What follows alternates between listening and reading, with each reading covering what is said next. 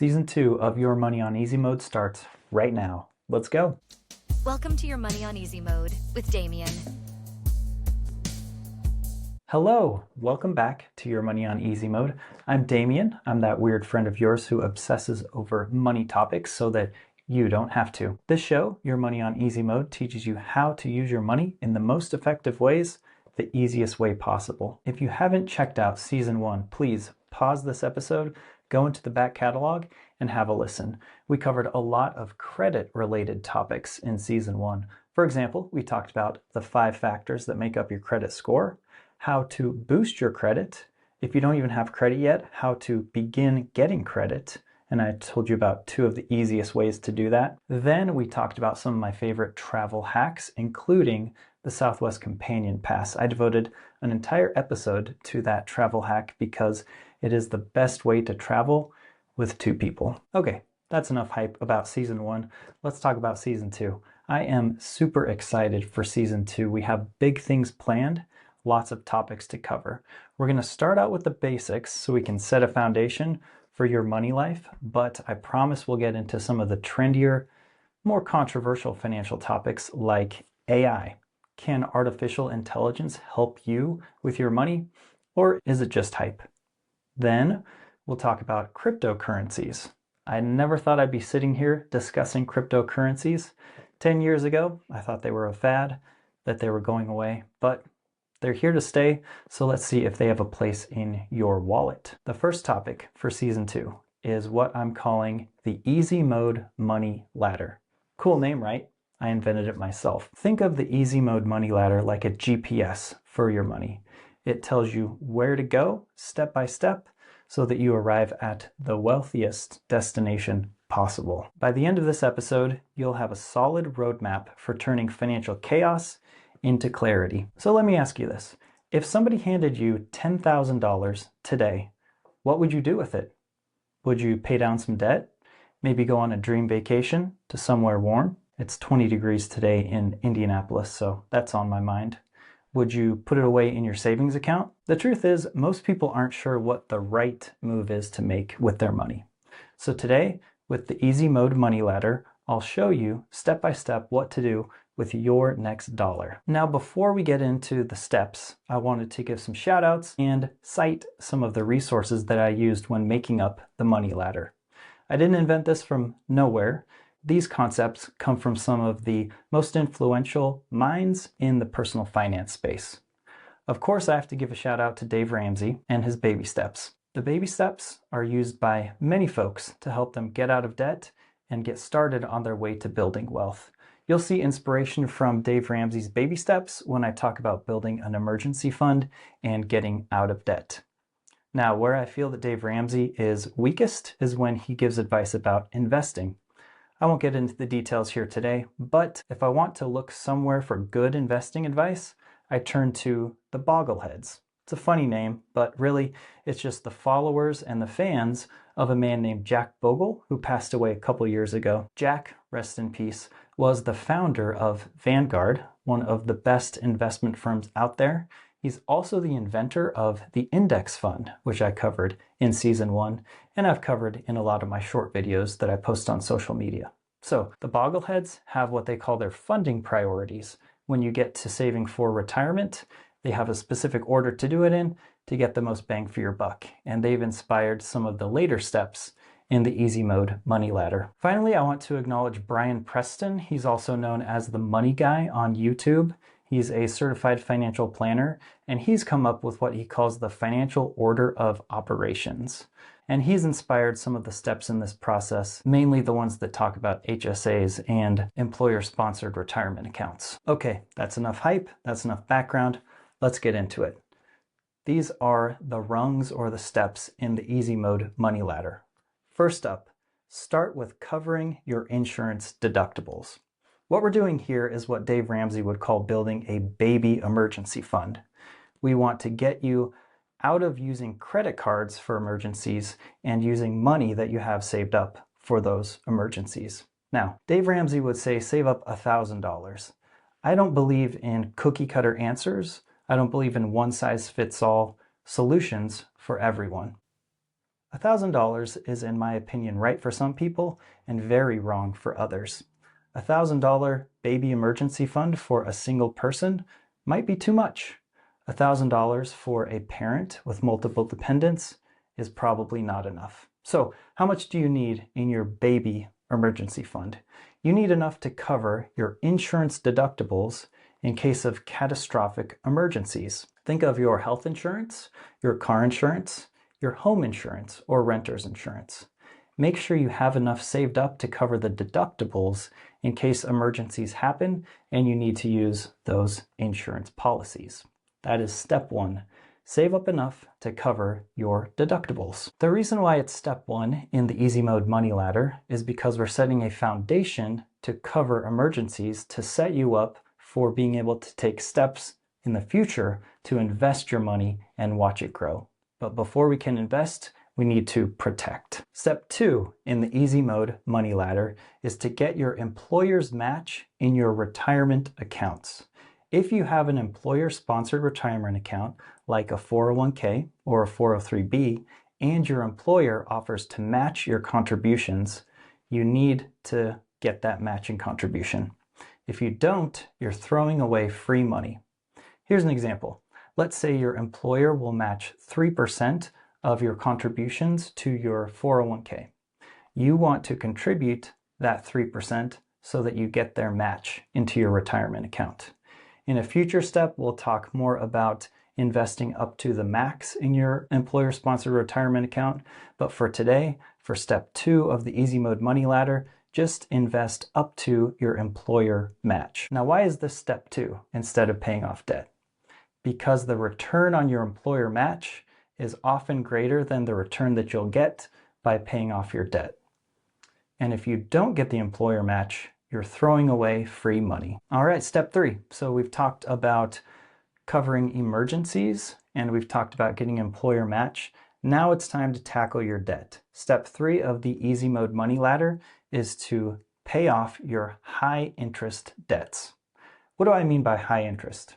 This is usually interest rates of, say, 10% or higher, which often includes things like credit cards and personal loans. Oftentimes, your mortgage or even your car loans could be under 10%, even under 8% or 5% if you're lucky. Those ones we will save to pay off in a later step because we want to invest first. But back to this step. Focus on your high interest debts and pay them off. Now, if you're familiar with Dave Ramsey, his method for paying off your debts is called the debt snowball.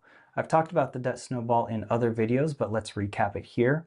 The debt snowball is a method where you list your debts from the lowest balance to the highest balance. You pay the minimums on all of them so you don't get behind, and then any leftover money, you throw all of that towards the smallest debt. Once you've knocked out the smallest debt, then you have more to put towards the second smallest debt. And so your contributions to pay off your debts grow like a snowball. This is a psychologically effective method because it feels good to get those small wins right away by knocking out your smallest debts and then moving on to the bigger ones. Now, I don't recommend the debt snowball for everyone. The alternative method, which makes more financial sense, is what some people call the debt avalanche. What you do is you line up all of your debts from the highest interest rate down to the lowest interest rate. You pay minimums on all the debts, like the debt snowball, but any money you have left over goes towards your highest interest rate debt rather than the lowest debt. This method, the debt avalanche, ensures that you're paying off the highest interest rates first, so you'll pay less in interest overall during the time that you're paying off your debts. So choose your method. Debt snowball, debt avalanche, and pay off your high interest debts. Before we can get to more advanced investing, we need to make sure that we're not throwing money out the window at interest. Here's why. If you invest in the stock market, you could look to have 7 to 10% returns year over year. Your high interest debts like credit cards are going to have interest rates higher than that. So the return on your money is better if you pay off your high interest debt before turning to investing. Okay, step 4 of the Easy Mode Money Ladder is to fully fund your emergency fund. An emergency fund is an amount of cash that you have stored away that's easily accessible. Usually these go into a savings account, and I recommend high yield savings accounts, which today can give you between 4 and 5% back on your money. When you're building an emergency fund, aim for 3 to 6 months worth of your expenses. So it's important to understand your month-to-month expenses, multiply those by either 3 or 6. I recommend having 6 months saved up because it gives you more of a foundation of safety. Once you have fully funded 6 months of your expenses in what we call an emergency fund, now you're finally ready to resume investing and growing your money for your future. Okay, step 5. Let's talk about building long-term wealth. This is where we get into investing for retirement, and we take a look at our tax-advantaged accounts. Back in step 2, we talked about investing up to your employer's match in a 401k. We'll get back to your 401k later, but first I'm going to talk about other individual retirement accounts, namely the Roth IRA and the Health Savings Account, or HSA. These accounts allow you yourself to direct the funds and invest them apart from your employer. These sorts of individual retirement accounts offer lower fees and more options in investment vehicles. Let's talk about a Roth IRA. IRA stands for Individual Retirement Account. I believe as of this year, you can fund up to $7,000 per person per year in that account. I suggest going with one of the low fee brokerages like Vanguard, Charles Schwab, or Fidelity, and investing that money into low-cost index funds. The reason why we want to invest in an IRA is that this money is tax protected. A Roth IRA allows you to put money in that you've already paid taxes on. It grows tax-free, and then when you withdraw that money in retirement, those withdrawals are also tax-free. Let's talk now about an HSA, or a health savings account. These are accounts that provide tax shelter for medical expenses. You can contribute money to the HSA tax-free, so you're contributing money into the account before you pay taxes on it. It can grow tax-free, and when you spend it on healthcare-related expenses, that is also tax-free. So the HSA has what people call a triple tax advantage on your money. So at this step, step 5 of the Easy Mode Money Ladder, I recommend fully funding your Roth IRA and also putting money into your HSA if it's available to you. Okay, we are more than halfway through the ladder and getting towards some of the last steps that most people will be able to get through unless you have a super high income. So step 6 of the Easy Mode Money Ladder, we're finally going back to our employer-sponsored retirement accounts, our 401ks and our 403bs, and we are maxing those out. Now, why didn't we do this before? As I mentioned in the previous step, your individual retirement accounts, your HSAs, those offer more options to invest in and general have lower fees than 401ks and 403bs. So we invest in those first. If you made it through those and you've maxed those out and you have any money left over, then we'll work towards maxing out our employer-sponsored retirement account. Now, why would we do that rather than just investing taxable money? Well, that's the answer right there. When you're investing in your 401k, that is tax-deferred money. So you contribute pre-tax dollars into it, it grows tax-free, and then when you withdraw it, you pay taxes on those withdrawals. So once again, we are focusing on tax-protected or tax-deferred investing options before looking elsewhere. Now, if you've made it this far, you are part of a special breed. It takes a lot of income and a lot of disciplined spending to be able to max out your emergency fund, your 401k, your IRA, and your HSA. But if you've gotten that far, then you have pretty much exhausted all of the tax-protected options to you when it comes to spending your money. So now it's time to look at other ways to spend that money. Step 7 is to hyper-accumulate your savings. I recommend saving 25% of your income. If you have a high enough income that you've maxed out all the things we've talked about and there's still room in that 25% to invest, Then we can look at taxable accounts to invest our money in for the future. We can also talk about funding future priorities, such as college savings for kids. If you choose to save college money for your kids, a 529 is the best option out there. Check out my short videos on social media. I've talked about 529s before, but that would be the best choice for you if you're looking to save for college. So step 7, pretty simple. Hyperaccumulate your savings up to 25% of your income. Use taxable accounts to invest for yourself. Use 529s to save for your children's college funds. Step 8 is to save for other goals.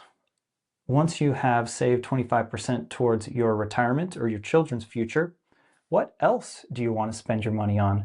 Do you want to buy a vacation home? Do you want to buy a boat? Since you've done all of the discipline of investing and saving up until now it's time to let loose, have some fun, and really enjoy the fruits of your labors. Finally, step 9, paying off low interest debt. This one can be kind of controversial. I'll be interested to hear your opinions on it, but this is the first time, and it's the last step, when I'm going to talk about paying off low interest debt, such as a mortgage. If you've got a mortgage of, say, 4% or lower, it's really not a priority to pay that off, especially if you have an emergency fund, you are investing for your future and your children's future, then you can take a look at paying off those low interest debts. Why do I postpone it for so long? Because of the opportunity cost of investing. Like I mentioned before, if you're investing in index funds, broad-based index funds in the stock market, you can expect a 7 to 10% gain year over year. If your mortgage is 4% and you're directing money towards that mortgage rather than the stock market, you are losing the difference between what you can make in the stock market and what you're paying off with your mortgage. I know, controversial point. Dave Ramsey totally disagrees with me here, but if you're a disciplined saver and spender and you've made it this far, then you can now look towards paying off your mortgage. Me, personally, I've got a 30-year mortgage on my current house with about 20 years left on it. I have an interest rate of under 4%. I am focusing on investing for the future and have no plans of paying off my mortgage early. That's it. 9 steps of the easy mode money ladder. I would say steps 1 through about 6 you should do in order. Once you get to those later ones, after you've maxed out all of your tax beneficial retirement accounts, those later steps, you can kind of mix and match them. But do steps 1 through 6 definitely in order to get the most bang for your buck with your money. Let's talk about a couple of common mistakes people could make. The first one is running towards investing and ignoring your emergency fund. I know it's not fun, it's not sexy to save money month over month and just put it into a savings account with no intention of ever spending it. But it's important to protect yourself before you go and invest. Let's say you skipped over the emergency fund steps and just started investing. If you put that money into an IRA or you put it into a 401k, it's less accessible in times of emergency. And that's on purpose. It's tax deferred or tax-free investing, so the government wants you to leave it there until retirement time. So please don't neglect your emergency fund and skip the steps forward to investing. Another big mistake is to prioritize your debt in the wrong order. I really don't like it when people focus on their low interest debt before their high interest debt, because the high interest debt, as it's sitting there waiting to be paid off, keeps accumulating interest and growing and growing. And finally, a mistake I see that makes me want to cry is when people don't get their employer match in their 401k. This is free money, people. All you have to do is contribute a small percent of your income into your retirement account. Most employers match, say, 3 to 5, maybe even 6%. I haven't heard of a lot that match above those percentages. So in the grand scheme of things, over a year's worth of income, 3% shouldn't hurt that bad to put into your retirement account. Please don't give up this free money. All right, that's it. The easy mode money ladder. 9 steps to ensure that you're making the best decisions with your money. So now if I ask you that same question that I did at the beginning, If I gave you $10,000, what would you do with it today? You know exactly what to do. Go through the Easy Mode money letter steps, all the way from covering your deductibles to paying off low interest debt, and you will know that you're making the best decision with each dollar. So here's your homework. Take a good hard look at where you are in the Easy Mode money ladder. Do you have enough money in savings accounts to cover your insurance deductibles? Are you getting your employer match? Make sure that you follow each step in order so that you are getting the most out of your money. Once you've taken a look, let me know how it's going. Send me a DM on YouTube, Instagram, TikTok. I'd love to hear how you're progressing along the steps. If you have any questions, feel free to put those down in the comments. And please, if you found this episode helpful, share it with a friend. That's it for today. Thanks. Thanks for listening to Your Money on Easy Mode. If you enjoyed this episode, then please subscribe and share it with a friend.